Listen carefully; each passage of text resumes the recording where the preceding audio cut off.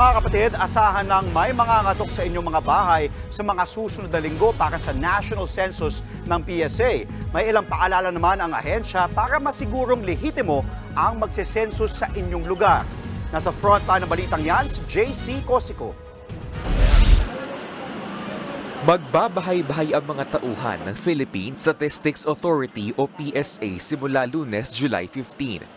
Para yan sa National Census ng ahensya kung saan inaalam ang populasyon ng isang lugar.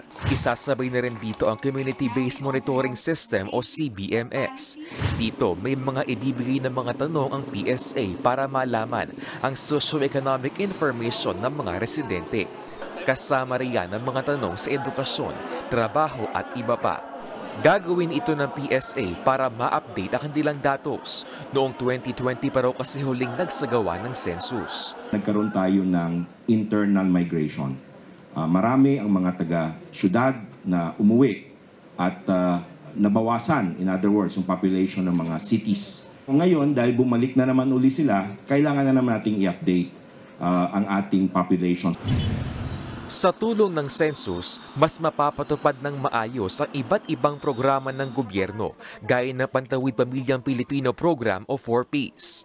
Updating the list of beneficiaries will ensure that our social protection programs reach the intended beneficiaries, minimizing wastage and leakages. Higit 70,000 enumerators ang ipapakalat sa buong bansa para manguha ng datos. Pagsusuotin sila ng uniforme na may logo ng PSA at ng ID na may lagda ng National Statistician na si Undersecretary Claire Dennis Mapa. Pagtitiyak naman ng ahensya, hindi sila hihingi ng mga confidential na mga impormasyon gaya ng account number o password sa bangko.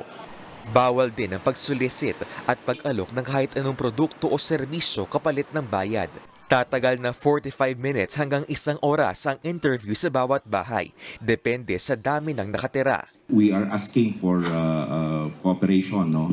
Ito ay, while ito ay 45 minutes, konting abala, but we hope that the household head or yung respondent ay mag-participate. Sa kabila nito, may agam-agam pa rin ang ilang kapatid natin sa paglahok sa census. Parang, naku, hindi ka na naka-private. Parang lahat na lang ialamin nila. Para saan? Tapos may survey pa. Ang dami manluloko ngayon, di ba? Hindi na dapat kasali yung mga iba pang personal na bagay. Agaw sa oras, mga ganun. Tsaka para sa akin, sekreto ko na yun kung may account ako.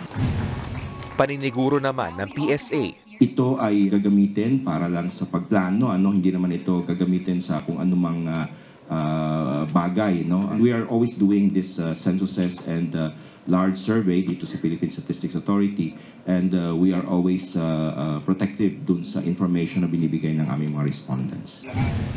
Maaari namang maparusahan ang mga hindi lalahok o hindi magbibigay ng tamang impormasyon sa census. Base sa RA 10625 o Philippine Statistical Act of 2013, maaari silang makulong ng hanggang 1 taon at magmultahin ng 100,000 piso. Gagawin ang census mula Lunes hanggang Sabado, alas 8 ng umaga hanggang alas 5 ng hapon hanggang September 15. Sa Disyembre, target na mailabas ng PSA ang resulta ng CBMS at census.